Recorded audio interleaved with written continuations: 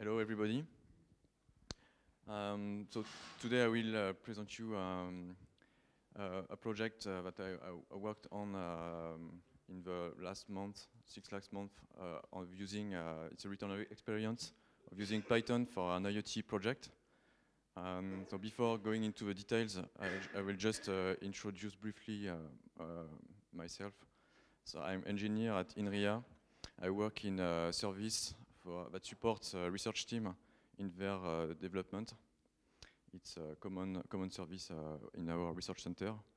And it's in this context that I started to work on this project for a team who works on IoT, but networks for constrained devices.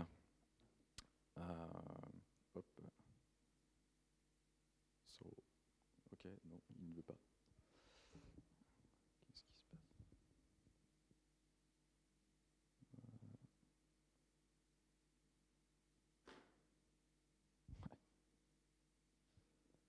Sorry.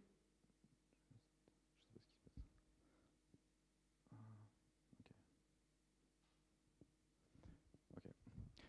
So this is the outline of this presentation. So first I will just recall the IoT that we are talking about. So as I said, the research team is interested is a certain kind of IoT. And just to avoid you for any confusion, I will just recall the IoT that we are talking about. After that, I will present two usual protocols that are used for IoT. I mean for communicating with devices. And then I will present the project that I worked on. I was not alone, we were two engineers. So me for the Python side, the backend, and the other engineer who was more web developer, so all the front-end part that we developed. And then I will give a few details on the building bricks of this project, how I will proceed to achieve this, and the lessons that we learned while working on this project, and then I will conclude. So this is an overview of the Internet of Things. The idea of the Internet of Things is to connect objects, devices, computers, all together using Internet protocols. This is the field of interest of the research team that we worked with. You have on the left so the regular computers. We have what we call high-end devices, and we have the low-end devices. This is the devices that we were interested in this project. So first, the high-end devices, generally they are single-board computers. I don't know if you already have heard about Raspberry Pis, or probably yes. They have resources that are similar to average internet devices, and they are able to run the usual TCP/IP based protocols, so on HTTP and everything like that. They can support usual OS such as Linux or Android. Often we call of embedded Linux. But the problem is that they have too high resource consumption, which in the end avoid them to be used using battery. And this is the main problem if you want to put your device alone in a lost place on battery. You cannot use them like this. I give you an order of magnitude of the memory space that we have on those high-end devices. And we can compare them to the low-end devices, so the one that we were interested in. Generally, we use microcontrollers, and there is a quite big challenge to provide to those devices connecting capabilities due to the very limited resources. So we talk of a kilobyte of RAM, so compared to a megabyte or gigabyte, it's absolutely not the same order of magnitude. They cannot use TCP/IP-based protocol, and they cannot use usual OS such as Linux. So we need a specific software stack for those devices. We could not use Python for it. We used a specific project, which is an open source real-time OS for IoT. And we require as well adapted protocols to make them communicate with regular internet devices. So the usual protocols that we use generally in IoT, I will present two of them. So the first one is a protocol called CoAP, that means Constrained Application Protocol. It was specified by a working group at the IETF in 2010. The idea is to provide the equivalent of the OSI layers in the constrained devices IoT field. So we have the equivalent HTTP, which is called CoAP. We have 6LoWPAN under IPv6 that adapts the IPv6 headers to that compress the headers to make them fit in the packets allowed at the 6LoWPAN, the LoWPAN wireless network. So the 102.15.4 wireless physical layer. CoAP provides the equivalent of HTTP REST request, so like get, put, delete, and post requests. We work on UDP with a very small payload overhead, which means that you can lose packets. So this is the deal. Otherwise, you use too many memory. So this is CoAP. And the good thing is there are existing packages for Python already available. So we could use Python to communicate in CoAP with microcontrollers. The first one is a project called TXthings. I think it's the oldest one. It's based on Twisted and works with Python 2 and 3. And there's a second project called IO CoAP, which is only Python 3 because it's based on async IO. In fact, it's a fork from TXthings adapted to async IO. So you find the same concept, but using async programming. And there's a third one, more recent, called CoAPTON, based on threading. Okay, so you have other implementation that exists for other languages. Now I switch to the other one, which is the most famous IoT protocol. Maybe you have already heard of it. It's called MQTT. Really widely used in the IoT industry because it's very flexible. So any entity on your network acts as a client connected to a broker, and the broker, a client can publish or subscribe to topics on the broker, and the broker is in charge of redirecting the message published to all clients that have subscribed to this topic. So this is very flexible, but as is, you cannot use it with constrained devices. We need an adapted version of this protocol called MQTT-SN for sensor network, and we will see later how we could use it with Python.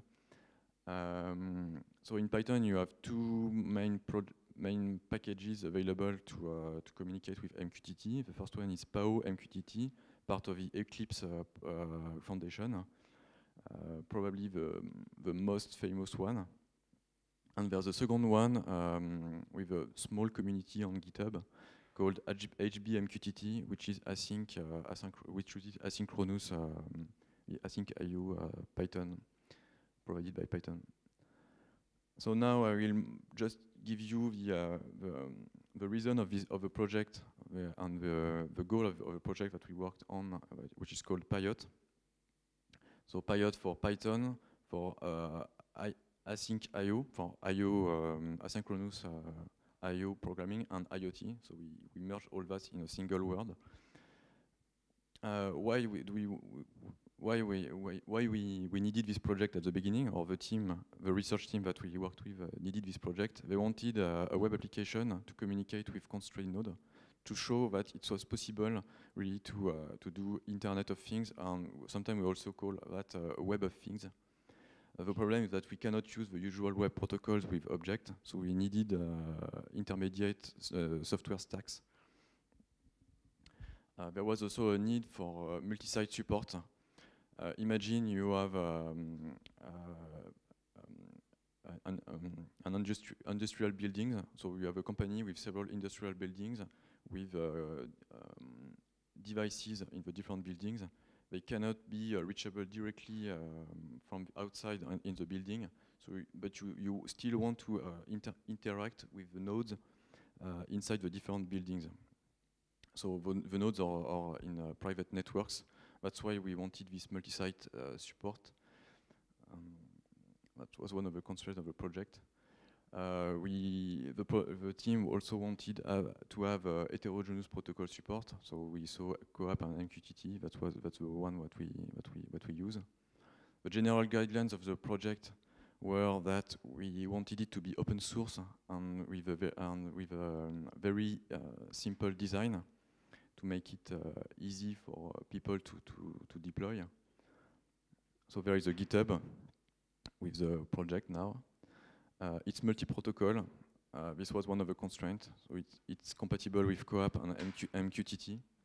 So we ensure interoperability of the system. It's modular.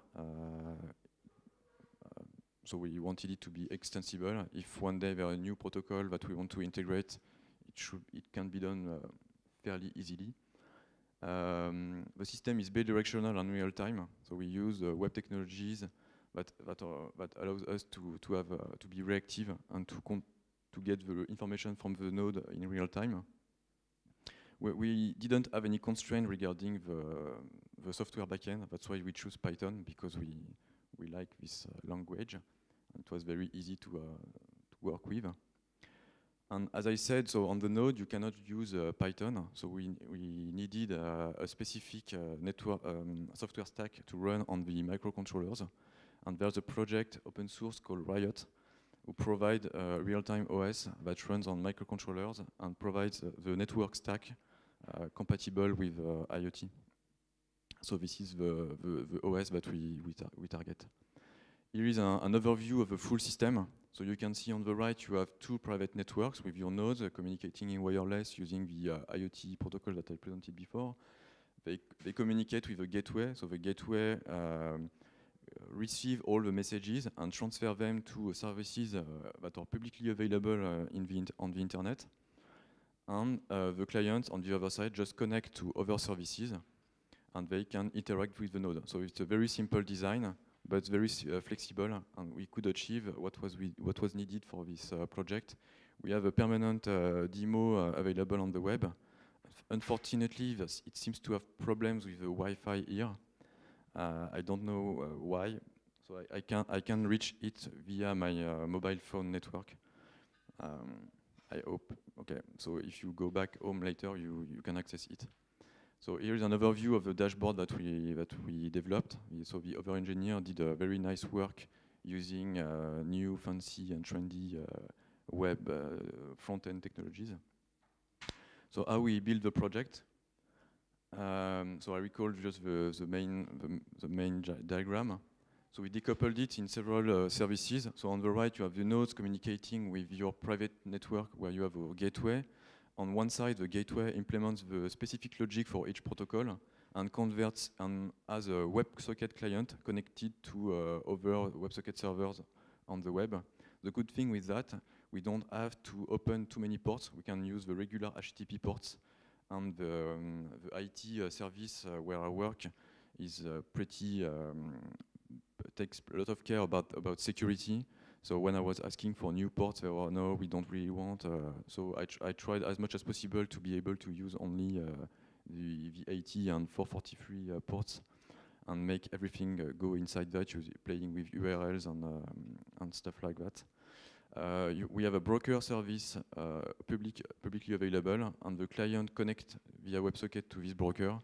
So you have this dynamic track to transport the packet to the client. And on the other side, so the client gets the page from a web application. So it just serves plain HTML using JavaScript, and the JavaScript does the rest. The good thing is it works with low-end devices running Riot, but it can also work with high-end devices with Python. We provide examples in Python to integrate your nodes in our system. In terms of technical choices, maybe the most interesting part. So the web page, the web dashboard is developed using Vue.js, which is one of the trendy single-page application framework at that moment. So we had Angular, we had React, and now we have Vue.js, which is increasing a lot. So I think it's a really good choice. Even me could make things with that, and I'm not a web developer at the beginning. So we use the Tornado framework for the HTTP request, for the WebSocket client and server. Everything was was available inside, and it makes our life very easier. We choose IO CoAP for the CoAP protocol and HB MQTT for the MQTT protocol, and this for just one reason, because all those packages were async IO compatible, and it simplified a lot the integration of all this in our project. Just a few words on the MQTT gateway. So I told you that we could not use MQTT directly on the node, so we needed this MQTT SN adaptation. None of the projects, MQTT, PAO MQTT and HB MQTT are compatible with MQTT SN. So and there's no implementation available in Python. There's only this project called mosquito.rsmb for really small message broker. So we put this broker in between the gateway and the nodes. We defined a few topics and a different specific workflow to discover resources and communicate information between the nodes and the gateway, and this does the work pretty well. Okay, so what are the lessons learned by this project? First, personally, I never programmed using async.io, so I rediscovered this library in Python. And now I think it's an easy to read. It gives an easy to read asynchronous programming language. We tried at the very beginning with Node.js, and I was not at all familiar with that. Now I think we probably make a good choice with async.io because we can read it easily. At the very beginning, we were quite enthusiastic with the new syntax provided by Python 3.5. But we had problems because the gateway are running on Raspberry Pis, and Raspbian only provide 3.4.2. There are other problems that I won't talk about here, but you see this is the syntax that you have to use using the decorators and the yield from keyword. And whereas with Python 3 we could have something more concise, but it will be for future version of Raspbian. There are some benefits of using Python in this project. We develop it very fast. We have a very short time to write it because we were not full time on it. Even for the complex thing that we were manipulating, so a lot of entities, the different concepts that you have to understand when you work on that. It can run on any kind of computers or high-end devices, from Raspberry Pi for a cloud. This is very important for us. We found all the off-the-shelf packages for IoT were available in Python, like IO CoAP and HB MQTT. So we concluded that, okay, for us, Python is really adapted for IoT, not the IoT on the low-end devices, but everywhere that all the parts where you have to transport the messages from the nodes to your cloud or to your system. To conclude, I will recall that MQTT is the most widely used protocol, I think, in IoT. We hear of it everywhere, but we need an adapted version for constrained devices. So we have CoAP, which is the equivalent of HTTP, but we have also MQTT SN for the MQTT part. We could easily build a complex application following the initial requirements using standard IoT protocol, when we call it PIOT. In the end, async.io made things simpler. I just add after some headaches. So when you start async.io, it's a totally new way of thinking things. So I made a lot of mistakes. I had a hard time sometimes debugging, so something that should be called but which seems not to be called. Lots of error messages, or it's a total different programming. The project is still work in progress, so I mean we still need to to improve the documentation, the test. Probably the design may change at one point, but it already work well. Thank you.